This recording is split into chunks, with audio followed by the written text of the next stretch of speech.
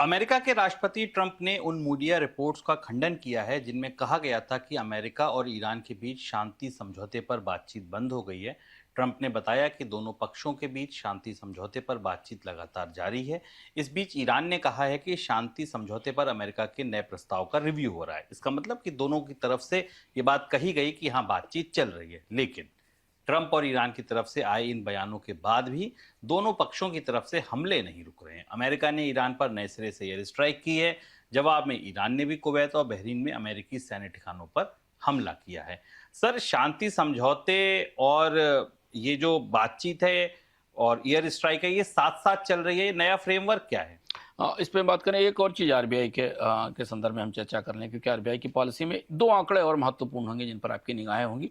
क्या आरबीआई भारत के आर्थिक विकास दर के आंकलन में कुछ कमी करेगा? 6.9% से 6.5% पर लाएगा, इसे करीब से देखिएगा। और महंगाई का आंकलन 5% से ऊपर जाएगा क्या? क्योंकि जो आंकड़े अभी हमें दिखाई दे रहे हैं, क्योंकि ये दोनों आंकड़े काफ़ी हद तक आरबीआई की ब्याज दर की रणनीति को भी और रुपए को बचाने की रणनीति का आधार बनेंगे। तो ये उसका छूटा हुआ हिस्सा था। हम ईरान की तरफ चलते हैं।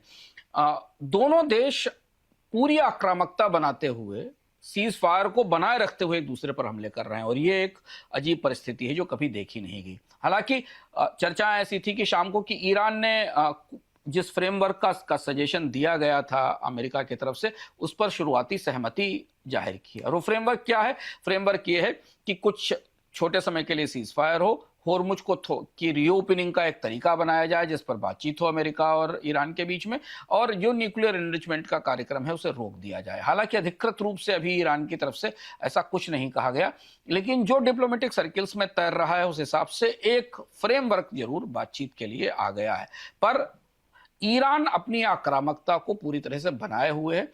अमेरिका की तरफ से भी कोशिश की जा रही है कि ईरान पर दबाव बनाकर रखा जाए ताकि वो और ज्यादा बड़ी मांगे लेकर ना आए। पर दबाव यहां नहीं है, दबाव दरअसल तेल बाजार में है। जितना लंबा समय इस युद्ध विराम में लगेगा, ईरान की बार्गेनिंग पावर उतनी ही बढ़ती चली जाएगी। कच्चे तेल की कीमत बढ़ेगी, दुनिया में रिजर्व्स बुरी तरह खत्म हो चुके हैं। ये माना जा रहा है, कई ग्लोबल एजेंसियों ने अभी ये बताया है कि कुछ एक महीने के भीतर, 1-1.5 महीने के भीतर रिजर्व रेड जोन में पहुंच जाएंगे, जहां फिर आपके पास कीमतें कैसे तय करें ये भी मुश्किल हो जाएगा। तो घड़ी टिक टिक कर रही है, समय अमेरिका के हाथ से फिसल रहा है। ईरान को इस तरीके के प्रतिबंध झेलने की लंबी आदत है 1950 के जमाने से।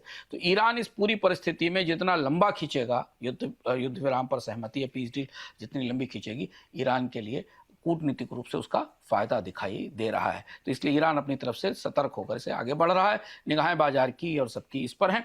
कच्चे तेल के बाजार में उतनी बड़ी प्रतिक्रिया हमें नहीं दिखाई दी, तो बाजार मान रहा है कि शायद कोई शांति सहमति खींचतान कर बन जाएगी।